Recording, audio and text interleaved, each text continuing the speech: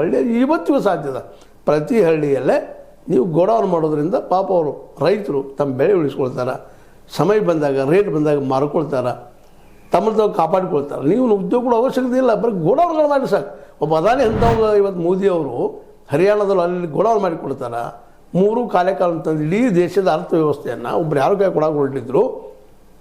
ಅದನ್ನು ಇವತ್ತು ನೀವು ತೆಗಿತಾ ಇಲ್ಲ ಕರ್ನಾಟಕದಲ್ಲಿ. ಸಿದ್ದರಾಮಯ್ಯನವ್ರಿಗೆ ಇದು ಹೇಳುವಂಥ ವಿಷಯ, ರಾಹುಲ್ ಗಾಂಧಿ ಅವ್ರಿಗೆ ಇದು ಹೇಳುವಂಥ ವಿಷಯ. ಯಾಕ್ರಿ ನೀವು ಅದನ್ನು ತೆಗಿತಾ ಇಲ್ಲ ಕರ್ನಾಟಕದಲ್ಲೇ?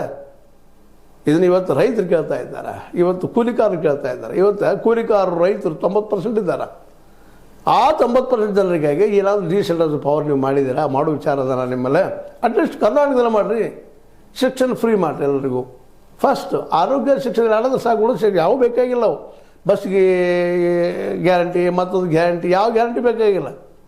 ಎಲ್ಲರಿಗೂ free education, higher education free ಆಯ್ತು ಅಂದರೆ ಅವರ ಈ ದೇಶದ ಆಸ್ತಿ ಅಲ್ವಾ?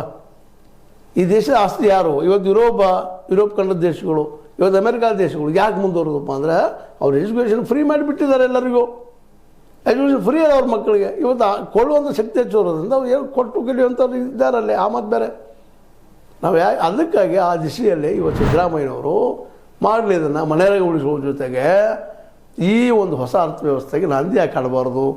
ಈಗ ಅಧಿಕಾರಕ್ಕಾಗಿ ಬಿಡದಾಡಿದ್ರಿ, 2.5 ವರ್ಷ ಅಂತ ಆಗಿದ್ದು. ಈಗ ಬಿಡಬೇಕಾಗಿತ್ತೇನೋ, ನಿಮ್ಮ ಮಡ್ಗೆ ಏನೋ ಒಪ್ಪೋದು ಗೊತ್ತಿಲ್ಲ. ಬಟ್ ಈ 2.5 ವರ್ಷ ಸಿಕ್ಕದ ನಿಮಗೆ, ಈ ಸಂದರ್ಭದಲ್ಲಿ ಯಾಕೆ ಮಾಡಬಾರ್ದು? ಗಾಂಧೀಜಿಯವರ ಸಲುವಾಗಿ ಹೆಸರು ಉಳಿಲಿ ಅಂತ ಮನೆಯಾಗ